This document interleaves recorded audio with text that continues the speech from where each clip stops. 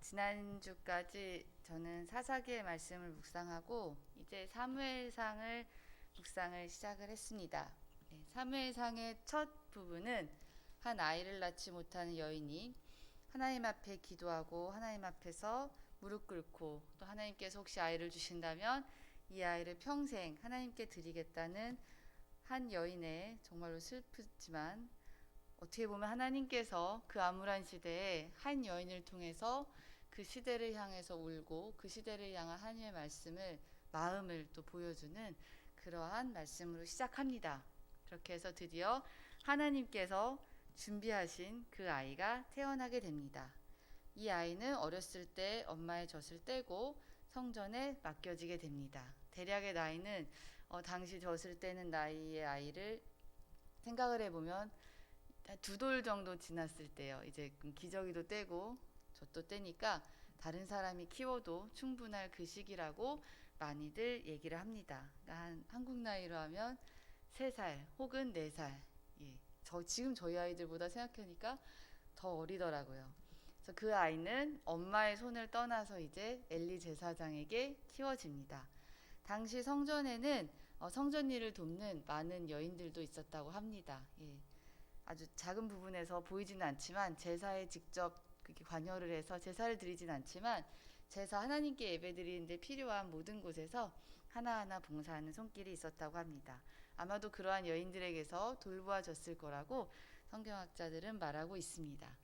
예, 그래도 아무리 그래도 어린아이가 엄마 아빠 손에서 길러지는 게 가장 좋지 않을까라는 생각을 해보았습니다. 근데 하나님은 오늘 말씀에서 아이가 또는 하나님의 사람이 하나님께 구별된 사람이 어떻게 길러져야 하는지 또는 어떻게 예배 자리에 있어야 하는지를 이 두 집안의 아이를 비교하면서 하나님께서 보여주시는 모습을 볼 수 있습니다. 오늘 말씀을 자세히 읽어보면 사무엘상 3장 2절에 엘리의 눈이 점점 어두워가서 잘 보지 못하는 그때에 라는 말씀이 나옵니다. 아직 엘리 제사장이 있던 때는 사사기 시대의 연장입니다. 사사기 시대의 거의 끝부분이라고 볼 수 있습니다.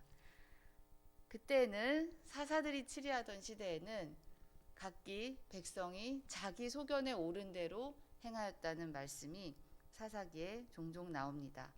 즉 하나님의 말씀대로 사람들이 살아가는 것이 아니라 자기 마음대로 살아가던 시대였습니다. 그렇기 때문에 자기가 사사기의 뒷부분을 보면 자기가 한 어머니가 신상을 부어서 자기 아들을 그냥 제사장으로 만들어버리고 야 이제 여기서 예배드리자 하는 모습도 볼 수 있습니다. 하나님께서 정하신 방법과 예배의 방법을 철저히 무시하고 사람들이 자기 마음대로 행하던 그때였습니다. 하지만 사사시대가 계속 암울하지만 않은 이유는 사무엘상과 사사기 사이에 껴있는 룻기에서 룻과 보아스를 만나게 하심으로 다윗의 그 가문이 계속 연결되게 해주셔서요. 하나님께서 새로운 시대의 새로운 일꾼을 벌써부터 준비하고 계시는 모습을 볼 수 있습니다. 또한 아이 사무엘을 하나님의 성전에서 키우시면서 하나님께서 그 다음 세대를 어떻게 차곡차곡 준비해 가시는지를 볼 수 있습니다. 그렇기 때문에 우리가 봤을 때는 아무리 암울해 보이고 도대체 이 끝이 보이지 않는 이 터널과 같은 이 시기일지 모르지만 하나님께서는 아무도 모르게 특히 우리 인간이 알아챌 수도 없을 정도로 정말로 차곡차곡 준비하시는 모습을 볼 수 있습니다. 그렇기 때문에 아무리 시대가 힘들어도 희망의 끈을 놓지 말아야 하는 것은 하나님께서는 우리도 모르게 잘 준비하시고 빈틈없이 이 세상을 이끌어 나가시기 때문입니다. 그래서 엘리는 3장 2절에 보면 눈이 점점 어두워가서 자기 처소에 누워 있습니다. 그런데 하나님의 등불은 아직 꺼지지 아니하였습니다. 이것이 이제 우리의 희망입니다. 비록 사람의 눈이 어두워가고 사람이 자기 처소에 누워서 하나님께 예배를 드리지 않는 하나님의 말씀에 귀를 기울이지 않을지라도 하나님의 등불은 아직 꺼지지 아니하였으며 라는 말씀으로 하나님이 우리를 향하신 그 사랑과 기다리심과 무한한 자비를 우리는 볼 수 있습니다. 하나님의 등불이 꺼지는 것이 정말로 큰 불행이고 그때는 정말로 심판이겠지요. 그때 하나님의 등불이 아직 꺼지지 아니했을 때 아이 사무엘은 하나님의 궤가 있는 여호와의 전 안에 누워 있습니다. 엘리는 자기 처소에 누워 있었고 이 아이 사무엘은 여호와의 전 안에 누워 있었습니다. 저는 이 부분을 가장 읽으면서 자리가 바뀐 것 같은데라는 생각을 해보았습니다. 물론 열심히 하나님의 그 제사의 일을 돌보는 엘리가 자기 처소에 가서 쉰 얘기를 이렇게 성경이 비교해서 기록하였을 거라고 생각하진 않습니다. 또 열심히 공부를 많이 하신 성경학자들께서도 그렇게 말씀을 하시더라고요. 그래서 열심히 제가 요즘 책을 참 많이 찾아봅니다. 자리가 바뀐 이 두 사람의 집안의 이야기는 이후에도 계속 자리가 바뀐 채로 전개가 됩니다. 엘리는 자기가 있어야 할 자리에서 머물지 않고 자기의 처소에 누워 있습니다. 물론 눈이 점점 어두워져 갔다는 건 엘리가 나이가 많았다는 것을 표현할 수도 있지만 성경에서는 나이가 많다는 것을 이렇게 표현한다기보다, 왜냐하면 모세는 120세에 이렇게 돌아가실 당시에도 굉장히 기력이 짱짱하셨다고, 굉장히 건강하시고 활력이 넘치셨다고 기록되어 있는 것을 보면 나이가 곧 한 사람의 어떤 사역이나 그런 것에 비례한다고 볼 수는 없습니다. 엘리의 눈이 어두워져 갔다라는 건 그만큼 하나님 앞에서 하나님 아버지의 말씀을 기다리고 이 시대를 바라보고 하나님 아버지의 뜻을 구하는 그의 자세가 어두워졌다라는 것을 의미할 수 있습니다. 또 이때는 여호와의 말씀이 희귀하였다고 말하고 있습니다. 그렇다면 정말로 하나님이 아무런 말씀도 하지 않으셨던 것일까요? 그렇지 않습니다. 사무엘상 2장 27절에서 36절에 이르는 말씀을 자세히 살펴보면 저희 사무엘상 2장 30절 함께 읽겠습니다. 바로 앞장에 넘기시면 있습니다. 사무엘상 2장 30절 시작. 그러므로 이스라엘의 하나님 나 여호와가 말하노라. 내가 전에 내 집과 내 조상의 집이 내 앞에 영원히 행하리라 하였으나 이제 나 여호와가 말하노니 결단코 그렇게 하지 아니하리라. 나를 존중히 여기는 자를 내가 존중히 여기고 나를 멸시하는 자를 내가 경멸하리라. 이렇게 무서운 말씀 하나님께서 하신 이유는 사무엘상 2장부터 엘리의 아들들이 어떤 행동을 하였는지 성경이 말씀하고 있습니다. 엘리의 아들들은 아버지 엘리가 제사장이니까 그 당시 가장 존경받던 위치, 가장 중요한 일을 하던 훌륭한 아버지, 훌륭한 위치에 있는 아버지를 둔 아들들이 하나님의 제사에 이 이스라엘 백성이 드리는 제물을 중간에 가로채고 예배를 드리기도 전에 자기가 가져가고, 또한 하나님의 성전에서 열심히 봉사하는 섬기는 여인들과 잠자리를 같이 하는 등 하나님의 전을 더럽히고 어지럽히고 하나님의 백성들로 하여금 죄를 짓는 일을 도맡아서 하였습니다. 하나님의 일을 해야 하는 아들들이 오히려 하나님을 경멸하고 멸시하는 자가 되었습니다. 이 부분이 저는 가장 속상하였습니다. 이 엘리의 아들들이 몰라서 이렇게 했을까? 엘리의 아들들은 누구보다도 잘 알았을 것입니다. 매일 보는 것이 아버지가 어떻게 제사를 드리고 사람들이 어떻게 예배에 나아오는가를 매일같이 보았을 텐데, 하나님은 단순히 엘리의 아들들이 고기를 가져갔기 때문에 그들을 심판한 것이 아니라 나를 존중히 여기는 자를 내가 존중히 여기고 나를 멸시한 자를 내가 경멸하리라. 즉 하나님의 예배를 자기 마음대로 더럽히고 하나님께 예배하는 자들을 방해를 하고 그들 가운데서 하나님의 예물을 가로채고 하나님께 드려지는 그 절절한 제사를 경멸하고 가볍게 여기는 것을 하나님은 결단코 넘어가지 않으셨습니다. 그리하여 실제로 나중에 엘리의 아들들은 하나님께서 말씀하신 대로 전쟁에서 죽게 됩니다.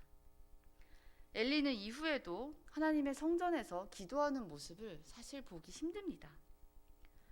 사무엘상 3장 2절에는 자기 처소에 누워 있었고요. 그 이전에 1장 9절 한나가 그렇게 절절히 기도할 때는 엘리는 문설주 앞에 여호와의 전 앞에 앉아 있었습니다. 또한 엘리는 이렇게 앉아 있고 자기 처소에 누워 있는 모습이 많이 나오는데요. 사무엘상 4장 13절에도 역시 이스라엘이 전쟁을 하고 있는 가운데 자기 있는 곳에서 앉아서 전쟁의 소식을 기다리는 모습을 볼 수 있었습니다. 백성의 리더였고 백성을 위해 중보를 기도해야 되는 이 엘리가 여호와의 전 앞에 그냥 앉아 있고 자기 처소에 누워 있고 눈은 점점 어두워져 가고 귀가 점점 연약해지는 그 엘리의 모습을 통해 당시 이스라엘 사람들의 예배의 자세를 하나님께서는 대표하여 보여주고 계십니다. 하나님의 말씀이 희귀하였다라는 것은 하나님께서 자기 백성에게 정기적으로 말씀하지 않았다는 뜻입니다. 하나님의 말씀을 듣는 태도가 그들에게 없었기 때문이죠. 잠언 말씀에 묵시가 없으면 백성이 방자히 행한다고 하셨습니다. 하나님께 들을 자세로 하나님께 나아오지 않는 백성에게 하나님의 말씀은 점점 더 희귀해졌습니다. 우리는 교회에 이렇게 나와서 오늘도 하나님의 말씀을 기다리고 간구하며 하나님의 말씀대로 살아가고자 노력합니다. 이것이 정말로 중요한 이유는 하나님의 말씀이 날마다 새롭게 충전이 되지 않으면 우리는 너무나도 세상을 따라가기 쉽기 때문입니다.